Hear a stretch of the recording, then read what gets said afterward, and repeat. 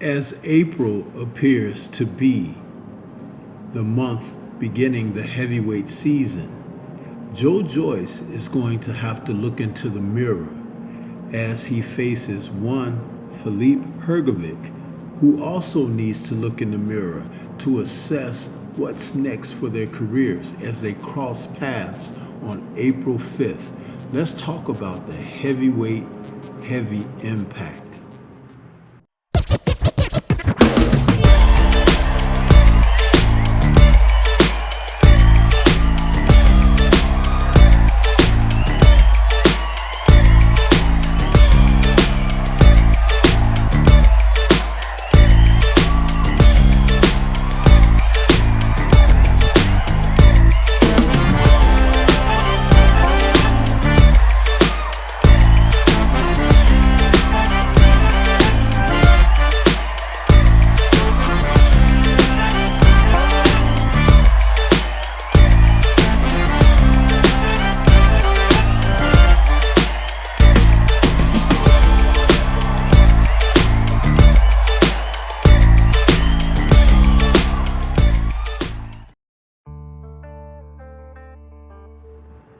The Saturday, April 5th, heavyweight card that'll feature Joyce versus Hrgovic is being billed as Heavy Impact. Originally scheduled to be a featured heavyweight card, with Joyce originally facing Dillian Whyte, who had to bow out due to a hand injury. Now Hrgovic is stepping in as an opportunity to make a return to the ring for possible redemption, because in his last fight he lost in a terrible way to current IBF title holder Daniel Dynamite Dubois.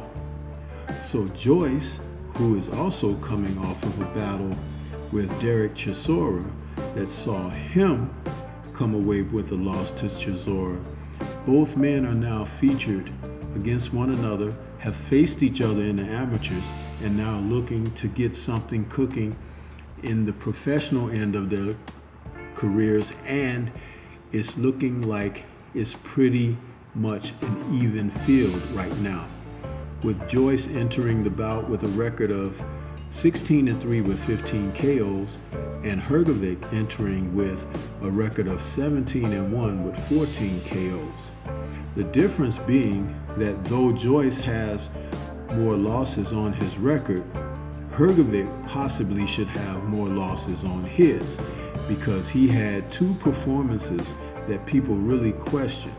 The Zhilei Zhang fight was something that many people felt like Hrgovic should have probably taken a decision loss there, and that would have equated him more along the lines of where Joyce is, even though that Joyce, who's now entering this bout at the age of pretty much 40, he's going to be taking on Hrgovic, who is 32.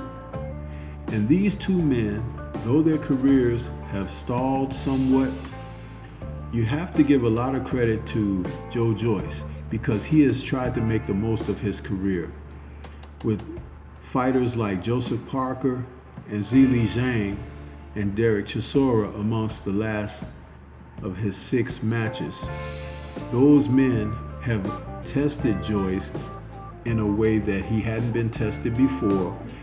Though he defeated Parker, the 2 matches against Zhang proved quite a setback. The first being a stoppage due to an eye swelling shut, the second being I believe it was a second round KO to Zhilei Zhang. But Hrgovic, who has been stalling his career out for a variety of reasons, have found himself to be defeated by Daniel Dubois in a title eliminator in June of 2024. And this will be his first fight since then, but he needs to show that he really wants to remain in contention. His old excuse was he was waiting around for the position he held as the title eliminator, #1 contender for the IBF, but he lost that to Dubois. So he's now got to step in the ring and get it done and show the world that he does deserve a title shot. And that's where it comes down to who wants it most. I don't believe that Joyce is finished, but he is on a later end of a career that has seen him take not only a lot of punishment, but age is always a factor. But if he is able to use intelligence, he can turn this whole thing around for himself. You know, there's more to learn from what George Foreman did than just be a punching machine or to take punches like a machine. You have to use that intelligence, the ring smarts. And George Foreman was high tier doing that during his career, fighting a crew of young men who were young enough to almost be his sons in some instances and baby brothers in others. So Joyce, if he wants to turn things around, he's going to have to use a technical aspect. He has a great jab, and he does have enough power to keep things respectable. And he could still take a shot, but he shouldn't take too many. Hrgovic, on the other hand, has to prove that he can come into a fight in shape. And if the going does happen to get tough, he must display stamina and the ability to fight late. He can't tire in middle rounds. He's going to have to assert himself and pick up activity and box smartly, not just looking to overpower Joyce or just try to look to take him out. He's got to be able to box intelligently. So this is why early on in this video I mentioned them being a mirror of not only themselves but one another. They both need similar circumstances to be successful in their endeavors, but for different reasons. And that's why this fight is intriguing, because I do believe both have slipped over enough to make the bout extremely competitive. But once someone gets an advantage, it's going to be downhill for the other guy. There are two other fights on the card that will be heavyweight matches. Moses Atuma has been added lately, and he is a UK hopeful that the Queensberry group is very high on. And of course, David Adelaide, who looked more formidable a couple of years ago before he ran across Fabio Wardley. So this is Stormy B-Man. Shout out to the mighty LDBC and Liberated Perspective, a third eye view of the world.